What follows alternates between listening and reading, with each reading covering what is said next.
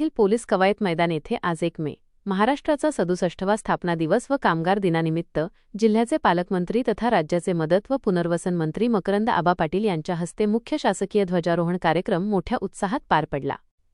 यावेळी पोलीस दलाच्या वतीने शिस्तबद्ध परेड सादर करण्यात आली।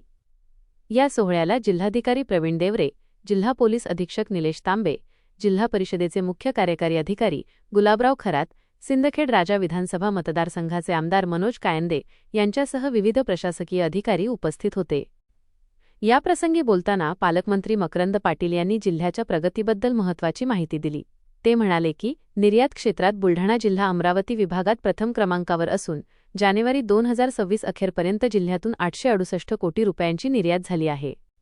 जिल्ह्यातील पाणीटंचाईबाबत बोलताना त्यांनी सांगितले की पिण्याच्या पाण्याच्या टंचाईसाठी कृती आराखडा तयार करण्यात आला असून 729 गावे टंचाईग्रस्त घोषित करण्यात आली आहेत। सध्या 18 गावांना टँकरद्वारे तर 59 गावांना विहीर अधिग्रहणातून पाणी पुरवठा केला जात आहे। दरम्यान याच कार्यक्रमात पालकमंत्र्यांच्या हस्ते जिल्हा पोलीस दलाच्या ताफ्यात दाखल झालेल्या नवीन 27 वाहनांचे लोकार्पण देखील करण्यात आले। बुलढाणा माझा न्यूजसाठी मी प्रकाश जेवघाले, बुलढाणा।